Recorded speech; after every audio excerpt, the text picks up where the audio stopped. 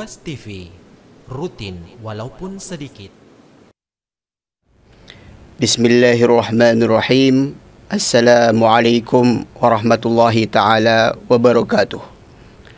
Alhamdulillahi hamda syakirin. Allahumma salli ala Muhammadin wa ala alihi wa ikhwanihi wa tabi'in. Amma ba'd. Rabbi syrah li sadri wa yassir li amri wahlul uqdatan min lisani yafqahu qawli. Hadirin hadirat pemirsa Ruas TV yang dimuliakan oleh Allah Subhanahu wa taala. Alhamdulillah pada kesempatan kali ini kita bisa bersua dalam majelis tadabbur Al-Qur'an. Mudah-mudahan kita mendapatkan ilman nafi'an, ilmu yang bermanfaat, ilmu yang mendekatkan diri kita kepada Allah Subhanahu wa taala, menambah pundi-pundi kebaikan amal soleh kita dan menyebabkan kita semua memasuki surga Allah Subhanahu wa taala. Pada kesempatan kali ini kita akan melanjutkan tadabbur Al-Quran, mengkaji kalamullah dalam Al-Quran surat Al-Anfal. Kita sekarang berada di bagian yang ke-9. Dan insyaAllah pada bagian ke-9 ini kita akan mengangkat tema dari faidah-faidah utama yang terdapat dalam Al-Quran surat Al-Anfal, yaitu jangan merasa aman ya. Jangan pernah merasa aman dari azab dan siksa Allah Subhanahu wa taala. Ini efek ada kaitannya dengan keimanan kita, kualitas keimanan kita terhadap asma wa sifat, nama-nama dan sifat-sifat Allah Subhanahu wa taala yang maha sempurna, yang maha agung, dan keutamaannya. Para hadirin hadirat pemirsa Ruas TV yang dimuliakan oleh Allah Subhanahu wa taala. Nah, kaitannya dengan materi ini, kita sekarang berada di bulan Muharram.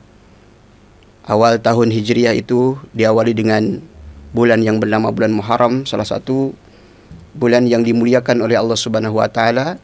Amalan soleh dilipat gandakan oleh Allah Subhanahu wa taala. Begitu pula hurumat ya, larangan-larangan Allah, kezaliman, dosa, maksiat pun dilipat gandakan dosanya oleh Allah Subhanahu wa taala. Oleh sebab itu ketika kita mengetahui asma wa sifat Allah Subhanahu wa taala dengan baik dan benar, ini akan berpengaruh terhadap kualitas ketakwaan kita, kualitas amal soleh kita, dan semakin sedikit kita akan melakukan dosa maksiat kepada Allah Subhanahu wa taala. Dan sebaliknya, kalau kita salah paham terhadap asma wa sifat, menyepelekan asma wa sifat Allah Subhanahu wa taala, maka boleh jadi seseorang akan selalu menyepelekan Rabbnya, Tuhannya, menyepelekan Allah Subhanahu wa taala, merasa kurang diawasi oleh Allah Subhanahu wa taala. Akhirnya dia banyak melakukan dosa dan maksiat kepada Allah Subhanahu wa taala. Nah, Syekh mengatakan ya terkait dengan tema ini, lamma dzakarallahu taala makral kuffar. Dalam Al-Qur'an surat Al-Anfal ayat 30 Allah Subhanahu wa taala berfirman, wa yamkuruna wa yamkurullah wallahu khairul makirin. Terkait dengan makar ya, tipu daya orang-orang kafir kepada Rasulullah SAW dan para sahabatnya, maka Allah Subhanahu wa taala membatalkan makar mereka, membatalkan melawan tipu daya mereka, karena sifat makar itu sesungguhnya ya dalam bahasa Al-Quran bukan sekedar sifat yang tidak baik, tetapi sungguhnya makar tersebut adalah melawan tipu daya terhadap musuh-musuh kita, para hadirin hadirat dimuliakan oleh Allah Subhanahu wa taala. Di sisi lain, ya di sana ada pengkhianatan orang-orang kafir. Wa yuridu khiyanataka faqad khanullaha min qabl fa amkana minhum. Bahwasanya pengkhianatan orang-orang kafir terhadap Rasulullah ya dan umat-umat Rasulullah SAW itu adalah sifat-sifat yang tidak baik, sifat-sifat yang negatif, yang tidak layak untuk Allah Subhanahu wa taala. Nah, ayat yang pertama yaitu Al-Anfal ayat 30 kita akan baca bersama ya. A'udzu billahi minasyaitonir rajim. Bismillahirrahmanirrahim. Wa idh yamkuru bika alladhina kafaru liyuthbituka aw yaqtuluka aw yukhrijuk. Wa yamkuruna wa yamkurullah wallahu khairul makirin. Para hadirin hadirat pemirsa Ruas TV yang dimuliakan oleh Allah Subhanahu wa taala. Inilah lengkap dari Al-Quran surat Al-Anfal 30 ya. Ini ayat lengkapnya. Wa idh yamkuru bikal ladzina kafaru. Dan ingatlah ketika orang-orang kafir Quraisy memikirkan tipu daya, upaya terhadap Rasulullah SAW, liyusbituka. Mereka membuka tipu daya untuk menangkap Rasulullah, memenjarakan Rasulullah, au yaqtuluk, atau membunuh Rasulullah SAW, au yukhrijuk, atau mengusir Rasulullah SAW yang telah membawa cahaya Islam, cahaya rahmatan lil alamin. Mereka berusaha melakukan tipu daya untuk menangkap Rasulullah, memenjarakan Rasulullah. Bahkan ya tak ragu-ragu mereka akan membunuh Rasulullah, mengusir Rasulullah. Para hadirat pemirsa Ruas TV yang dimuliakan oleh Allah Subhanahu wa taala. Ini semua tipu daya mereka. Tapi ternyata wa yamkuruna wa yamkurullah. Orang-orang kafir memikirkan tipu daya. Mereka melakukan musyawarah. Mereka melakukan ya berbagai macam usaha, upaya, berpikir untuk melemahkan Islam dan kaum muslimin. Tapi ternyata wa yamkurullah. Allah Subhanahu wa taala menggagalkan tipu daya itu. Dan Allah sebaik-baik pembalas tipu daya para hadirat yang dimuliakan oleh Allah Subhanahu wa taala. Kemudian selanjutnya para hadirin dimuliakan oleh Allah Subhanahu wa taala. Jadi ini terkait dengan makar orang-orang kafir. Dalam ayat ini disebutkan bahasa Allah memiliki sifat makar, karena sifat tersebut bukanlah sifat tercela ya, sebagaimana yang disangkakan sebagian manusia. Namun sifat tersebut baik karena makna dari sifat tersebut adalah tipu daya kepada musuh ya. Jadi makar itu adalah tipu daya kepada musuh. Sebab itu tidak boleh disalahgunakan, termasuk dalam peribahasa KBBI ya, dan hukum-hukum yang lain. Sesungguhnya sifat makar ini ada sifat atau posisi positif dan baiknya. Kemudian selanjutnya dalam Al-Anfal ayat 71. Wa in yuridu khiyanataka faqad khanallaha min qablu fa amkana minhum wallahu alimun hakim. Akan tetapi jika mereka ya, tawanan-tawanan itu bermaksud hendak berkhianat kepada Rasulullah SAW, maka sesungguhnya mereka sebelum menjadi tawanan pun sudah berkhianat kepada Allah Subhanahu wa taala. Lalu Allah Subhanahu wa taala menjadikan Rasulullah ya berkuasa kepada mereka, dan Allah Maha mengetahui lagi Maha bijaksana. Ayat 30 dengan ayat 71. Nah, para hadirin hadirat dimuliakan oleh Allah Subhanahu wa taala, mari kita cermati dengan baik ya. Dalam ayat ini ya, ketika Allah Subhanahu wa taala menyebutkan sifat khianat yang dilakukan oleh orang-orang kafir, Allah berfirman ya, akan tetapi jika mereka tawanan-tawanan itu bermaksud hendak berkhianat kepadamu. Karena khianat itu adalah sifat yang tercela, sifat yang tidak pantas disematkan kepada Allah Subhanahu wa taala. Olehnya karena dalam ayat ini tidak disebutkan fakhanallahu, maka Allah Subhanahu wa taala mengkhianati mereka. Tidak seperti itu para hadirat yang dimuliakan oleh Allah Subhanahu wa taala. Nah, kaitannya dengan ini, urgensinya kita kembali merepres ya keimanan kita kepada asma wa sifat, nama-nama dan sifat-sifat Allah Subhanahu wa taala serta keutamaannya. Maksud tauhid asma wa sifat yang dimuliakan para hadirin dimuliakan oleh Allah Subhanahu wa taala, yaitu kita meyakini secara mantap di antara tauhid yang diwajibkan kita untuk mengimaninya. Dalam Al-Fatihah sudah disebutkan ya, setelah tauhid rububiyah, tauhid uluhiyah, kita mengimani Allah Subhanahu wa taala dalam peribadahan kita. Kita beriman dan mentauhidkan Allah Subhanahu wa taala dalam perbuatan-perbuatan Allah, seperti menciptakan hanya Allah yang menciptakan, dalam memberikan rezeki hanya Allah yang memberikan rezeki, dalam memberikan jodoh hanya Allah yang memberikan jodoh. Oleh sebab itu, jadi antara faidahnya kita tidak akan galau ya, tidak akan gamang ketika menghadapi masalah. Kenapa misalkan penghasilan saya, gaji saya hanya segini? Maka mintalah kepada siapa? Mintalah kepada Allah Subhanahu wa taala Ar-Razzaq. Bagi para pemuda-pemudi yang belum mendapatkan pasangan ya, mintalah kepada Allah. Jangan ada kata cinta ditolak, dukun bertindak, berbahaya. Ini bertentangan dengan tauhid rububiyah, uluhiyah dan asma wa sifat para hadirin hadirat dimuliakan oleh Allah Subhanahu wa taala. Jadi tauhid asma wa sifat itu maksudnya adalah kita meyakini dengan mantap bahwasanya Allah Subhanahu wa taala menyandang seluruh sifat-sifat, nama-nama yang sempurna dan paripurna dan terbebas dari segala kekurangan, dan bahwasanya Allah Subhanahu wa taala ini berbeda dengan makhluknya. Misalkan para hadirin hadirat pemirsa Rosti yang dimuliakan oleh Allah Subhanahu wa taala. Ketika kita bertemu dengan seseorang, misalkan dengan saya di suatu ketika di pertemuan pertama ya, kita belum berkenalan. Siapa sih nama ustadz tersebut, dari mana asalnya? Maka biasanya kalau dalam pertemuan pertama itu kita dulu ya membuka dompet kita, kemudian ya menyetorkan kartu nama kita ya. Maksudnya apa? Maksudnya yang mengetahui kondisi diri kita, siapa nama kita, dilahirkan di mana, ya asalnya dari mana, itu adalah diri kita sendiri. Setelah Allah Subhanahu wa taala, kitalah yang mengetahui kondisi siapa diri kita sendiri. Maka walillahil masalul a'la. Maka bagi Allah Subhanahu wa taala juga seperti itu. Allah Subhanahu wa taala yang mengetahui nama-namanya, sifat-sifatnya.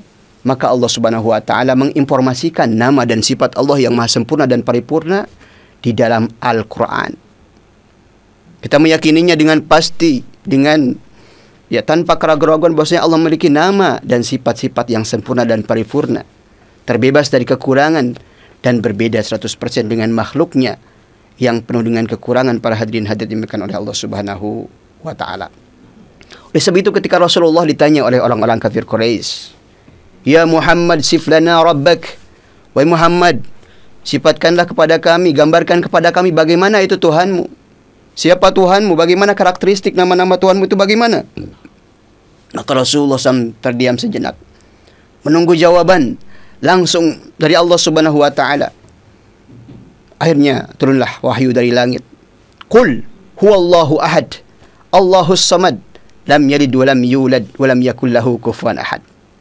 Jawaban terkait dengan akidah, jawaban terkait dengan tauhid, itu tidak boleh kita menjawab dengan ya ijtihad kita saja, tapi ini adalah perkara tauqifiyah. Jawabannya harus langsung dari Allah. Jawabannya harus dengan berdasarkan wahyu Al-Quran dan sunnah Rasulullah. Maka dijawab, Qul huwallahu ahad. Katakanlah Muhammad, Allah itu adalah Al-Ahad.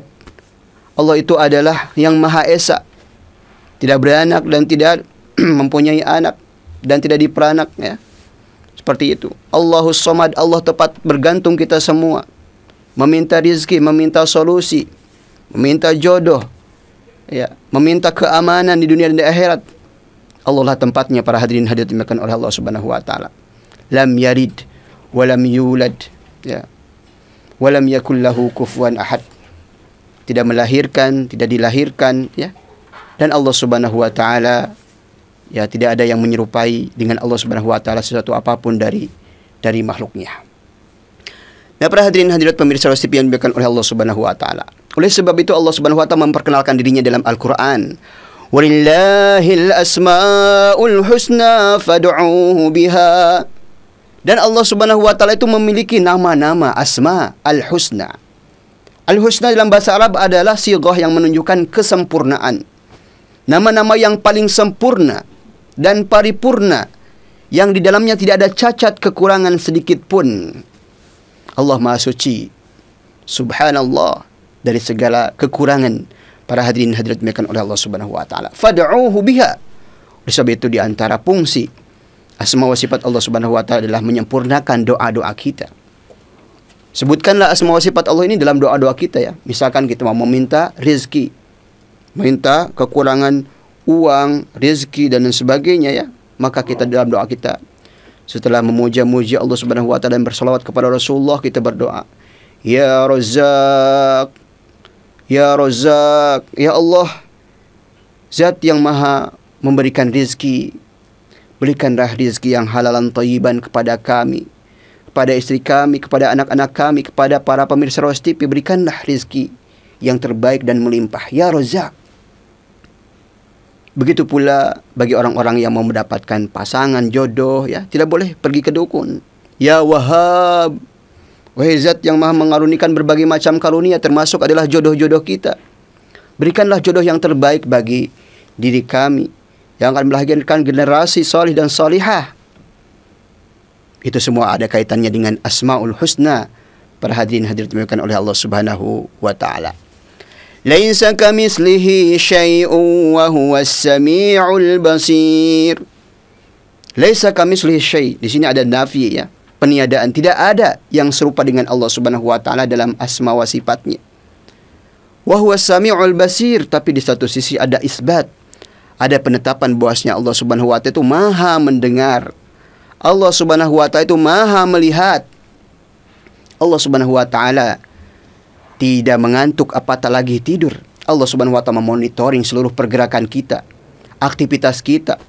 Dalam kesendirian kita Allah Maha melihat, Maha mendengar. Dalam kebersamaan kita di halayak ramai, Allah Maha melihat dan Maha mendengar.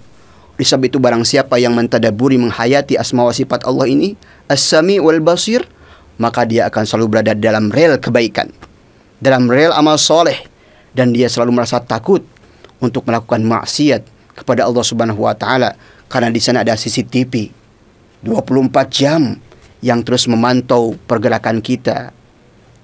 Kebaikannya dicatat oleh malaikat sebelah kanan, kiraman katibin. Keburukannya dicatat oleh malaikat sebelah kiri. Maka bertakwalah kepada Allah Subhanahu wa taala, para pemirsa Ruas TV yang dimuliakan oleh Allah Subhanahu wa taala. Kemudian selanjutnya caranya bagaimana sih mengimani tauhid asma wa sifat Allah Subhanahu wa taala ini? Para hadirin dimuliakan oleh Allah Subhanahu wa taala. Tentunya yang pertama adalah sebagaimana telah kita sebutkan tadi. Allah Subhanahu wa taala yang Maha mengetahui terhadap ziri Allah Subhanahu wa taala, maka menginformasikan dalam Al-Qur'an ini nama-nama Allah, ini sifat-sifat Allah. Dalam hadis-hadis sahih seperti itu. Maka cara mengimani tauhid asma wa sifat adalah menetapkan, mengakui seluruh nama dan sifat Allah Subhanahu wa taala yang disebutkan oleh Allah dalam Al-Qur'an dan dalam As-Sunnah, tanpa tahrif, tanpa mengubah-mengubah lafadznya, maknanya. Kalau Allah Subhanahu wa taala menyebutkan dalam Al-Qur'an, bal yadahu mabsutatan, bahwasanya kedua tangan Allah Subhanahu wa taala itu adalah terbuka lebar, maka kita tidak boleh mengubah maknanya dari tangan menjadi kekuasaan. Tangan Allah sesuai dengan kekuasaannya. Para hadirin dimuliakan oleh Allah Subhanahu wa taala. Kalau tangan kita saja, mohon maaf, misalkan dengan tangan hewan, dengan tangan monyet misalkan, sama-sama punya tangan tapi berbeda. Maka apatah lagi dengan tangan Allah Subhanahu wa taala, Rabbul Alamin, yang menciptakan langit dan bumi. Tapi Allah memiliki tangan, tapi tentunya tangan yang layak dengan kebesaran keagungan Allah Subhanahu wa taala. Yang kedua, kita tidak mentaktil, mengabaikan, menyangkal seluruh atau sebagian sifat Allah Subhanahu wa taala. Kita mengatakan, tidak mungkin Allah punya tangan. Kan Allah berbeda dengan makhluknya. Tapi Allah sendiri yang mengatakan, Allah Subhanahu wa taala bal yadahu mabsutatan. Yang ketiga adalah takyib, tanpa mengadaptasi dengan menentukan esensi dan kondisinya. Mungkin maksudnya dalam ayat ini Ustaz bukan tangan, tapi maksudnya adalah kekuasaan Allah Subhanahu wa taala. Tapi Allah yang menjelaskan bahwasanya itu adalah kedua tangan Allah yang layak dengan kebesaran keagungan Allah Subhanahu wa taala, atau tanpa tasbih, menyerupakan dengan sifat-sifat makhluknya. Para hadirin hadirat yang dimuliakan oleh Allah Subhanahu wa taala. Oleh sebab itu di sana ada keutamaan beriman kepada nama dan sifat Allah Subhanahu wa taala. Kenapa ada tauhid asma wa sifat setelah tauhid uluhiyah, rububiyah? Karena dengan tauhid asma wa sifat kita akan mengokohkan tauhid kita kepada Allah Subhanahu wa taala. Setiap harapan-harapan kita akan gantungkan semuanya, harap kita, roja kita kepada Allah Subhanahu wa taala. Ketika kita merasa takut, maka khauf kita adalah hanya untuk Allah Subhanahu wa taala. Oleh sebab itu dalam beribadah itu ada rukunnya. Setelah ada syaratnya, ikhlas karena Allah, mutaba'ah, mengikuti petunjuk Rasulullah dalam ibadah kita, dalam solat kita misalkan, maka di sana ada esensi, ada rukun yang membangun kualitas ibadah kita. Di antaranya adalah khauf dan roja, juga mahabbah. Rasa takut dalam beribadah itu, takut tidak diterima oleh Allah Subhanahu wa taala. Roja, harapan, mudah-mudahan ibadah solat ini yang mungkin kurang khusyuk, kurang dalam rukun syaratnya, kesempurnaannya diterima oleh Allah Subhanahu wa taala, dan hadirkan kecintaan kita dalam setiap ibadah kita. Kemudian tauhid asma wa sifat juga akan menyempurnakan kecintaan kita kepada Allah Subhanahu wa taala. Ternyata Allah Subhanahu wa taala memiliki nama-nama yang sempurna dan paripurna, yang dengannya kita semakin mencintai Allah Subhanahu wa taala dengan dibuktikan dengan banyaknya ibadah-ibadah yang kita lakukan. Ketika kita mengetahui misalkan seorang pejabat, ya, seorang akademisi yang memiliki titel-titel yang sangat banyak, Masya Allah, maka kita akan menghormatinya, maka kita akan mentakzimnya, mengagungkannya, memuliakannya para hadirin oleh Allah Subhanahu wa taala. Maka walillahil masalul a'la, Allah Subhanahu wa taala ini mempunyai nama-nama dan sifat-sifat yang maha sempurna dan paripurna, maka kita semakin mencintai Allah Subhanahu wa taala. Kemudian wujud, ya, dari tauhid asma wa sifat ini adalah dalam bentuk penghambaan kita, ibadah kita kepada Allah Subhanahu wa taala. Barang siapa yang mengetahui tauhid asma wa sifat Allah Subhanahu wa taala, maka efeknya dia akan melakukan segala perintah Allah Subhanahu wa taala dan menjauhi segala larangannya. Kalau kita mengetahui bahwasanya Allah Subhanahu wa taala Maha mendengar, Maha melihat, ya, tidak pernah tidur, tidak pernah ngantuk, apatah lagi tidur, maka tentunya akan memberikan motivasi kepada kita, kekang dalam kehidupan kita. Hati-hati sebelum melangkah. Kalau kebaikan, lanjutkan. Kalau keburukan, stop sampai di situ, karena Allah Subhanahu wa taala Maha mendengar, Maha melihat. Para hadirin hadirat pemirsa Rois TV yang dimuliakan oleh Allah Subhanahu wa taala. Oleh sebab itu hati-hati ya sebelum kita menulis status di WhatsApp kita, Instagram kita, di Facebook kita, perhatikan dulu. Ini kebaikan, keburukan, hoax, fitnah yang menyebabkan orang berkelahi, bertengkar, bahkan saling membunuh, atau bukan. Kalau kebaikan kita lanjutkan, membuat status kita, ya, komentar kita, ya. Tapi kalau keburukan, maka kita stop sampai di situ, para hadirin hadirat dimuliakan oleh Allah Subhanahu wa taala. Para hadirin hadirat pemirsa Rois TV yang dimuliakan oleh Allah Subhanahu wa taala. Maka dari penjelasan di atas, tauhid asma wa sifat ini mempunyai 3 asas, ya. Mempunyai 3 pondasi para hadirin hadirat dimuliakan oleh Allah Subhanahu wa taala. Yang pertama, bahwasanya meyakini bahwasanya Allah Subhanahu wa taala itu adalah maha suci dari kemiripan dengan makhluk dan dari segala kekurangan. Allah Subhanahu wa taala itu maha sempurna dan paripurna, termasuk dalam asma wa sifat. Nama-nama dan sifat Allah Subhanahu wa taala itu maha suci, maha sempurna. Tidak ada yang mirip dengan makhluk dan tidak ada kekurangan di dalamnya. Walam yakul lahu kufuwan ahad, dan tidak ada seorang pun yang setara dengan Allah Subhanahu wa taala. Sekuat apapun Fir'aun mengklaim sebagai seorang Tuhan gitu ya, sebagai Tuhan ya. Fir'aun mengklaimkan saya adalah Tuhan. Banyak pasukannya, banyak harta kekayaannya, tapi ternyata melawan air saja tidak mampu. Dia ditenggelamkan, dibinasakan oleh Allah Subhanahu wa taala. Bukan dengan bom atom, bukan dengan gunung, tapi cukup ya menggerakkan makhluknya ya yang bernama Alma, yang bernama air. Maka tenggelamlah, binasalah Fir'aun tersebut, para hadirin hadirat dimuliakan oleh Allah Subhanahu wa taala.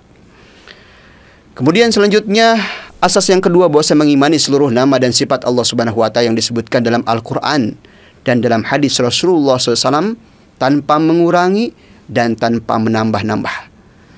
Kemudian selanjutnya yang ketiga adalah Qul a'antum a'lamu amillah. Kalau kita menambah dan mengurangi, seolah-olah kita ini lebih mengetahui ya terhadap Allah Subhanahu wa taala daripada diri Allah Subhanahu wa taala sendiri. Allah Subhanahu wa taala lebih mengetahui terhadap dirinya daripada kita, sebagaimana kita ya lebih tahu terhadap diri kita daripada orang lain, daripada teman-teman kita. Maka kita lebih mengetahui di mana saya dilahirkan, apa makanan kesukaan saya, apa hobi saya, di mana tinggal saya. Maka wallahil masalul a'la, kita pun seperti itu. Apa yang ada dalam Al-Quran dari nama dan sifat, kita imani, kita tetapkan, tanpa menambah dan menguranginya. Kemudian yang ketiga adalah menutup keinginan untuk mengetahui kaifiyat, kondisi, cara, sifat-sifat itu. Jangan sampai ada terbertik dalam hati kita. Bagaimana ya itu wajah Allah? Bagaimana ya itu tangan Allah? Sampai seperti itu saja, maka kita harus menutupnya. Keinginan untuk mengetahui kaifiyah, kondisinya, karena itu akan menyebabkan ya kesesatan-kesesatan yang lain. Sebagaimana di sana ada kelompok-kelompok yang sesat ketika selalu membicarakan ya berlebihan terkait dengan asma wa sifat Allah Subhanahu wa taala, tidak sesuai dengan tuntunan Rasulullah sallallahu alaihi wasallam. Innallaha ya'lamu wa antum la ta'lamun. Sesungguhnya Allah mengetahui, sedangkan kita tidak mengetahui perkara-perkara yang gaib dan kebaikan-kebaikan yang banyak. Semua itu adalah hanya milik Allah Subhanahu wa taala. Adapun ilmu kita ada semuanya adalah illa qalilan, kecuali sedikit saja para hadirin hadirat dimuliakan oleh Allah Subhanahu wa taala. Nah, di sini ada pertanyaan para hadirin hadirat pemirsa Ruas TV. Apakah Allah boleh disifati dengan sifat makar, khianat dan menipu, ya? Sifat-sifat Allah kita sudah sebutkan tadi bahwasanya seluruh sifat Allah itu adalah sifat yang sempurna. Bahkan maknanya juga adalah makna-makna yang super indah dan super sempurna. Para hadirin hadirat pemirsa Ruas TV yang dimuliakan oleh Allah Subhanahu wa taala. Walillahil masalul a'la wa huwal azizul hakim. Dan Allah mempunyai sifat yang maha tinggi dan dialah yang maha perkasa lagi maha bijaksana. Dalam ayat yang lain juga seperti itu, walahul masalul a'la fis samawati wal ard. Dan baginya, bagi Allah sifat yang maha tinggi, maha sempurna di langit dan di bumi, dan dialah yang maha perkasa lagi maha bijaksana. Nah, kita akan menelaah apa sih makna al-masalul a'la. Sifat, nama-nama yang sempurna, sifat yang maha tinggi. Maka ulama kita mengatakan sifat-sifat itu ada 3 macam. Jadi sifat Allah Subhanahu wa taala itu secara umum ada 3 macam, ya. Yang pertama adalah sifat yang sempurna. Sifat yang di dalamnya tidak ada kekurangan dari berbagai macam sisi. Maka sifat ini wajib disematkan kepada Allah Subhanahu wa taala. Seperti apa? Misalkan sifat yang sempurna yang tidak ada kekurangan dalamnya, yaitu sifat ilmu, sifat kuasa, maha berilmu, maha mendengar, maha melihat, maha memiliki kasih sayang, ya. Itu semua adalah milik Allah Subhanahu wa taala. Kita misalkan mempunyai ilmu, ya, sebagai manusia, makhluknya, tapi sangat sedikit. Kita tidak mengkapar semua jenis ilmu. Ketika kita ditanya, kadang-kadang kita tidak tahu, wallahu alam. Kita mungkin punya kekuasaan, kita seorang pemimpin, tapi kadang-kadang masih ada kekurangan. Tidak bisa ditaati oleh semua masyarakatnya. Kita punya pendengaran, tapi pendengaran kita ini terbatas. Hanya berapa meter saja. Setelah itu, kita tidak bisa mendengar apa yang terjadi di negara saya dan lain sebagainya. Kita juga melihat, maha melihat, tapi kadang-kadang penglihatan kita ini terbatas juga, ada kekurangannya. Makanya saya pakai kacamata, ya, karena ada kekurangannya. Kalau saya buka kacamata ini tidak bisa melihat, ya, minus gitu, ya. Kemudian kita juga memiliki kasih sayang sebagai orang tua, tapi kadang-kadang kasih sayang kita ini terbatas. Para hadirin hadirat dimuliakan oleh Allah Subhanahu wa taala.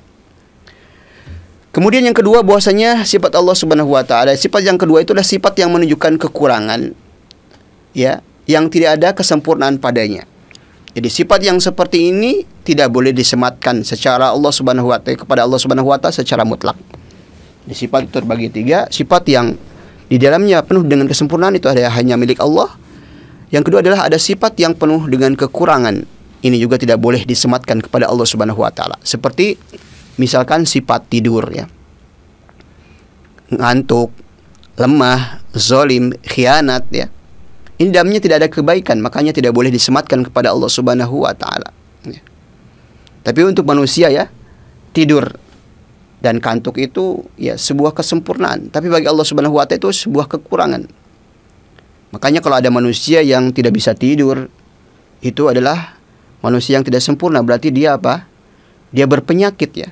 Ada orang yang sampai tengah malam tidak bisa tidur kecuali misalkan meminum obat, ya. Berarti ketika kita tidak bisa tidur, itu adalah kekurangan sebagai manusia yang normal. Kemudian selanjutnya adalah sifat yang ketiga, adalah sifat yang mungkin mengandung kesempurnaan dan mungkin juga mengandung kekurangan. Ya, sesuai dengan kondisi, ya, bagaimana hal sifat tersebut disebutkan dalam Al-Quran misalkan.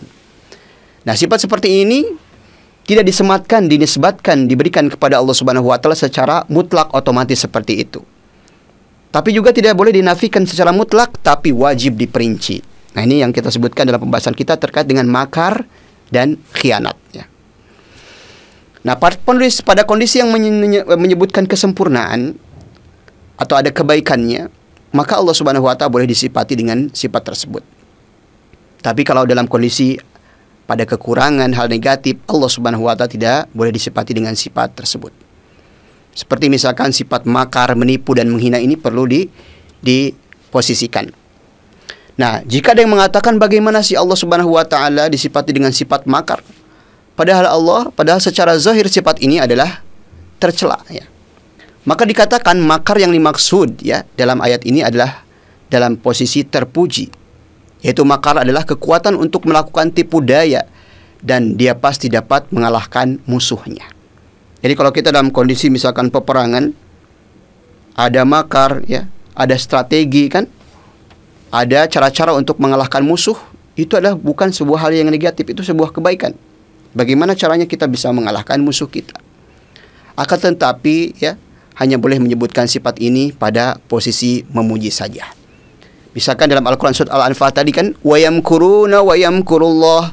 Mereka orang-orang kafir Quraisy membuat makar tipu daya kepada Rasulullah, ingin menangkap Rasulullah, ingin memenjarakan Rasulullah, ingin membunuh Rasulullah, bahkan ingin mengusir Rasulullah.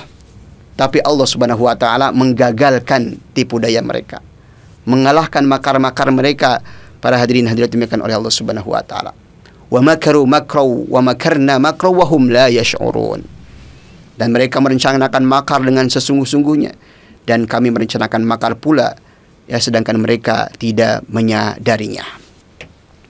Nah, akan tetapi pada posisi, ya, yang di dalamnya tidak mengandung pujian, maka Allah Subhanahu wa taala tidak boleh disifati dengan sifat tersebut. Demikian pula Allah tidak diberi nama dengan nama seperti makir misalkan. Allah makir, Allah penipu, tidak boleh seperti itu para hadirin dimuliakan oleh Allah Subhanahu wa taala. Maka kaitannya dengan ini para hadirin hadirat pemirsa Ruas TV, kita bisa memahami bahwasanya kata makar dalam Al-Quran dan Sunnah Rasulullah itu memiliki dua makna. Ini kita harus pahami dengan baik.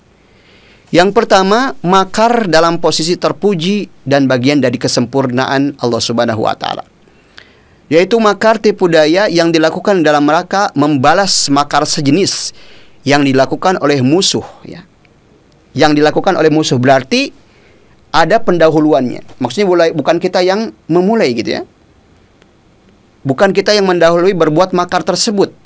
Jadi makar itu baru terpuji jika dilakukan terhadap orang-orang yang layak menerimanya, sebagai bentuk pembalasan baginya para hadirin hadirat dimuliakan oleh Allah Subhanahu wa taala. Orang-orang kafir Quraisy, kan, yang mendahului, ya, mereka membuat makar. Mereka membuat tipu daya untuk mencelakakan Rasulullah dan umat Islam waktu itu. Menangkapi umat Islam satu persatu, menyiksanya, mengusirnya dari kampung mereka, ya, bahkan membunuhnya. Mereka yang memulai. Maka Allah Subhanahu wa taala membalas makar tersebut para hadirin yang dimuliakan oleh Allah Subhanahu wa taala. Maka makar, menipu dan menghina ini jika diarahkan kepada musuh, maka dia merupakan sifat yang sempurna. Karena semua itu menunjukkan kesempurnaan ilmu, kekuasaan dan kekuatan Allah Subhanahu wa taala dan semacamnya. Jadi jangan dikira ketika kaum muslimin muslimat sekarang misalkan di berbagai macam penjuru dunia, ya, dizolimi, dinista, diperangi, ya, tanpa memiliki persenjataan untuk melawan musuhnya, maka jangan mengira Allah Subhanahu wa taala tidak mampu untuk membalas semua itu para hadirin hadirat dimuliakan oleh Allah Subhanahu wa taala. Kalau toh misalkan kezalimannya tidak dibalaskan di dunia ini, maka ingat, di akhirat kelak ada yang namanya qisas, ada yang namanya pembalasan, dibayar kontan para hadirin hadirat dimuliakan oleh Allah Subhanahu wa taala. Sebagaimana orang-orang yang pernah menzalimi Rasulullah di Mekah, maka dihitung oleh Rasulullah fulan namanya dan dibalaskan makar tersebut dalam peristiwa perang Badar, semuanya terbantai, ya, wal iyadu billah para hadirin hadirat dimuliakan oleh Allah Subhanahu wa taala. Kemudian makar yang kedua adalah makar yang tercela, ya, atau aib. Yaitu jika pelakunya memulai berbuat makar, ya, tanpa ada sebab yang dibenarkan dan dilakukan terhadap orang yang tidak layak menerimanya. Misalkan di sekitar kita ada orang-orang mukmin, muslim yang jujur. Kemudian, ya, kita zolimi, kita ambil hartanya, kita nistakan kehormatannya, kemudian kita, ya, fitnah mereka, melakukan hal-hal yang negatif. Maka ini sebuah makar yang tercela dan aib para hadirin hadirat dimuliakan oleh Allah Subhanahu wa taala.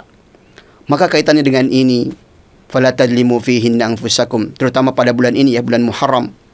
Kita tidak boleh merasa aman dari murka Allah Subhanahu wa taala dengan membiasakan berbuat dosa dan maksiat kepada Allah Subhanahu wa taala. Karena seorang mukmin di antara sifat utamanya adalah selalu merasa takut akan siksa Allah Subhanahu wa taala. Kita beriman dan percaya bahwasanya Allah Subhanahu wa taala telah menciptakan surganya. Tapi ingat, di sisi lain Allah Subhanahu wa taala juga menciptakan neraka, para hadirin yang dimuliakan oleh Allah Subhanahu wa taala. Jadi kita selalu merasa takut akan siksa Allah. Tapi sebaliknya, para pelaku maksiat, ahli maksiat itu selalu merasa aman, ya, merasa aman dari murka Allah Subhanahu wa taala. Jadi begitu entengnya mereka melakukan maksiat dengan mengatakan, kan tidak ada yang melihat. Kan ini hak saya, hak asasi saya untuk melakukan apapun. Para hadirin dimuliakan oleh Allah Subhanahu wa taala, wal iyadu billah. Oleh sebab itu, ya, kebanyakan pelaku maksiat itu enggan bertaubat kembali kepada Allah Subhanahu wa taala. Padahal ini semua adalah sifat yang keliru. Ketika seseorang merasa tidak diawasi oleh Allah Subhanahu wa taala, karena katanya saya cuma sendirian di kamar, cuma dengan handphone saya berhak untuk membuka website, situs apapun, gambar apapun, video apapun. Padahal semua itu dimonitoring, dilihat, dimuraqabah oleh Allah Subhanahu wa taala. Oleh sebab itu, kaidahnya dalam melakukan maksiat adalah mari kita dahulukan al-khauf, rasa takut, bukan rasa harap. Jangan selalu mengatakan, kan Allah Ghafur, kan Allah Maha Pengampun, ya. Allah Maha memberikan ampunan dan akan mengampuni dosa-dosa kita selama kita tidak berbuat kesyirikan. Kenapa kita tidak berbanyak dosa saja? Tidak seperti itu para hadirin hadirat pemirsa Rosyid yang dimuliakan oleh Allah Subhanahu wa taala. Tapi ketika kita berhadapan dengan pilihan opsi maksiat, yang harus kita hadirkan adalah panasnya neraka Allah Subhanahu wa taala. Adalah marahnya Allah Subhanahu wa taala terhadap kita. Jangan melihat kecilnya sebuah kemaksiatan, tapi lihatlah zat yang kita bermaksiat di hadapannya, yaitu Allah Subhanahu wa taala. Oleh sebab itu akan menyebabkan kegemaran kemaksiatan. Afa aminu makrullah fala ya'manu makrallahi illa al-qaumul khasirun. Orang-orang yang merasa aman dari makar di sini adalah azab, siksaan Allah Subhanahu wa taala, itu akan terlena dengan maksiatnya, dengan dosanya. Itu adalah termasuk ya sifat-sifat orang yang merugi di dunia dan di akhirat. Jadi makar dalam ayat ini adalah bencana atau azab. Ya, apakah mereka merasa aman dari azab dan siksaan Allah Subhanahu wa taala ketika mereka lalai? Maka dalam beberapa ayat disebutkan kan, walau anna ahlal qura amanu wattaqau la fatahna alaihim barakatim minas sama'i wal ard. Sekiranya penduduk sebuah negeri ini beriman, bertakwa kepada Allah, maka keberkahan dari negerinya akan dibukakan oleh Allah Subhanahu wa taala. Tapi ternyata mereka berdusta ya kepada Allah, merasa tidak diawasi oleh Allah Subhanahu wa taala, mereka lalai. Maka mereka melakukan berbagai macam kemaksiatan. Maka boleh jadi di waktu pagi harinya Allah mendatangkan azabnya, siksanya berupa tsunami, banjir bandang, ya. Kemudian di sana ada bencana alam dan sebagainya, wal iyadu billah.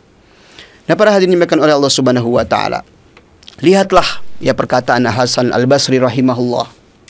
Sikap seorang mukmin itu adalah rajin beramal soleh, rajin melakukan ketaatan, tapi di sisi lain dia akan selalu merasa takut amal soleh ini tidak cukup sebagai ya bahan untuk mengampuni atau menghapus dosa-dosanya. Amal soleh ini masih kurang kalau berbanding lurus dengan nikmat yang telah kita rasakan. Tapi sebaliknya ahli maksiat itu adalah wal fajir ya'malu bil ma'asi wa huwa amin. Seorang pelaku maksiat itu yang sudah doyan hobi dengan maksiatnya, dia akan selalu merasa aman dari murka dan siksa Allah Subhanahu wa taala. Maka para hadirin hadirat pemirsa Rosyid yang dimuliakan oleh Allah Subhanahu wa taala, ternyata merasa aman dari murka dan Allah Subhanahu wa taala itu adalah termasuk dosa besar. Maksudnya ketika seseorang asyik lalai dengan dosanya, dengan maksiatnya, kemudian merasa aman, kan tidak ada yang melihat, Allah Subhanahu wa taala tidak akan memberikan ya musibahnya, ancamannya, sanksinya kepada kita, itu adalah termasuk dosa besar. Oleh sebab itu, ya, Abdullah bin Mas'ud radhiyallahu anhu mengatakan al-kabair arba'. Termasuk jenis dosa besar itu ada 4 macam.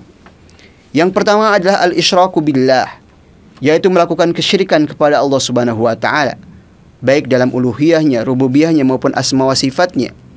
Karena barang siapa yang meninggal dunia dalam keadaan berbuat syirik kepada Allah dan tidak sempat bertaubat, boleh jadi semua amal solehnya akan digugurkan, dihapus oleh Allah Subhanahu wa taala, dan tempatnya adalah kekal di dalam neraka, wal iyadu billah.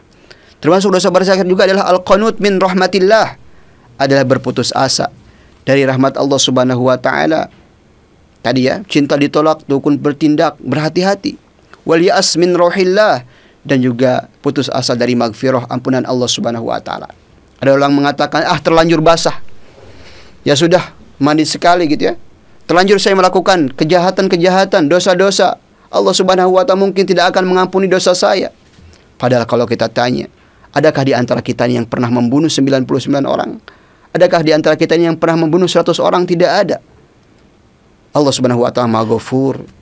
Ketika kita ingin bertaubat, maka dalam sebuah hadis, orang yang sudah melakukan berbagai macam dosa termasuk membunuh 100 orang, ketika masih mau kembali kepada Allah, memiliki tauhid, maka Allah Subhanahu wa taala menerima taubatnya. Dan jenis dosa besar yang keempat adalah wal amnu min makrillah, selalu merasa aman ya dari murka Allah Subhanahu wa taala, itu termasuk dosa besar. Sebab itu hati-hatilah dengan perasaan kita, hati kita ya, selalu merasa diawasi oleh Allah Subhanahu wa taala. Janganlah kita melakukan berbagai macam dosa meskipun kecil gara-gara alasan kan Allah Subhanahu wa taala tidak melihat kita, saya cuma sendirian, dan lain sebagainya, wal iyadu billah. Nah, para hadirin hadirat dimuliakan oleh Allah Subhanahu wa taala, bagaimana sifat ya dan sikap pertengahan yang baik? Yang pertama adalah yaitu tidak begitu mendominasi rasa harap, roja, begitu pula tidak menggunakan rasa takut yang berlebihan atau khauf. Seharusnya seimbang. Maksudnya adalah ketika kita mempunyai rasa takut, jangan membuat sampai berputus asa ketakutan tersebut kepada Allah Subhanahu wa taala ya. Maksudnya, saya sudah terlalu banyak dosa saya, mungkin Allah Subhanahu wa taala tidak akan mengampuni dosa saya. Ingat Allah Subhanahu wa taala, innahu kana ghaffara, Maha Pengampun. Ya, selama kita masih mempunyai kehidupan, belum syakatul maut, belum ada tanda-tanda kiamat kubra, apapun dosa yang pernah kita lakukan, maka kembalilah kepada Allah, bertaubatlah kepada Allah. Innahu kana ghaffara, sesungguhnya Allah Subhanahu wa taala Maha mengampuni dosa-dosa kita. Tapi di sisi lain, jangan sampai kita selalu mengatakan berharap, kan Allah Maha Pengampun, Allah Maha Pengampun. Jangan sampai menganggap remeh, merasa aman dari murka Allah Subhanahu wa taala. Bergonta-ganti kemaksiatan yang kita lakukan dengan alasan Allah Maha Pengampun. Tidak juga seperti itu. Jangan sampai kita mendapatkan su'ul khatimah, happy ending, ketika kita menyepelekan sebuah dosa. Kan Allah Maha Pengampun, tapi ketika melakukan dosa, disitulah nyawa kita dicabut. Dan itulah bagian dari istidraj, musibah, wal iyadu billah. Para hadirin hadirat dimuliakan oleh Allah Subhanahu wa taala. Oleh sebab itu, kita jangan merasa aman dengan iman yang kita miliki. Sebagian kita merasakan, Ustaz, kan saya ini alhamdulillah sudah melakukan sholat 5 waktu. Saya selalu melakukan puasa Ramadan. Saya juga sudah melakukan ibadah haji. Insya Allah saya ini akan masuk surga meskipun setelah melakukan dosa-dosa yang sangat banyak. Tidak seperti itu para hadirin hadirin dimuliakan oleh Allah Subhanahu wa taala. Syekh As-Sa'di mengatakan seorang hamba hendaknya menjaga kondisi keimanannya yang dia miliki. Dia merasa takut imannya ini akan cacat, akan berkurang dari dirinya, sehingga dia akan selalu menjaga keimanannya dengan amal soleh dan dengan doa. Mari di akhir acara kita pada kesempatan kali ini kita memperbanyak doa kepada Allah Subhanahu wa taala. Allahumma ya muqallibal qulub, sabit qulubana ala dinik, wa ya musarrifal qulub, sarif qulubana ala ta'atik. Ya Allah, berikanlah keistiqomahan kepada para pemirsa Ruas TV dalam ketaatan-ketaatan kepada ibadah kepadamu, dan berikanlah kami keistiqomahan sabat. Mudah-mudahan kami menjadi seorang muslim dan muslimah sampai akhir hayat kami, membawa kualitas keislaman untuk Allah Subhanahu wa taala. Amin ya rabbal alamin. Semoga Allah Subhanahu wa taala memberikan taufik kepada kita semua agar memberikan rasa takut kepada kita semua untuk selalu melakukan kebaikan dan terjauh dari berbagai macam dosa dan kemaksiatan. Ya, para hadirin dimuliakan oleh Allah Subhanahu wa taala. Wallahu waliyu at-taufiq. Jazakumullah khairan. Inilah yang bisa kami sampaikan. Mohon maaf atas segala kekurangannya, dan mudah-mudahan kita semua dalam bulan yang Muharram ini mendapatkan taufik dari Allah Subhanahu wa taala untuk melakukan berbagai macam kebaikan. Para pemirsa Roos TV semuanya melakukan amalan-amalan ya sunnah, termasuk ya puasa Asyura insyaallah, yaitu pada hari Ahad dan hari Senin ya, Tasu'a dan Asyura. Mudah-mudahan kita semua mendapatkan taufik dari Allah Subhanahu wa taala untuk melakukan ibadah puasa tersebut insyaallah. Dan kami tutup dengan doa kafaratul majlis. Subhanakallahumma bihamdika asyhadu an la ilaha illa anta astaghfiruka wa atubu ilaika. Wassalamualaikum warahmatullahi taala wabarakatuh.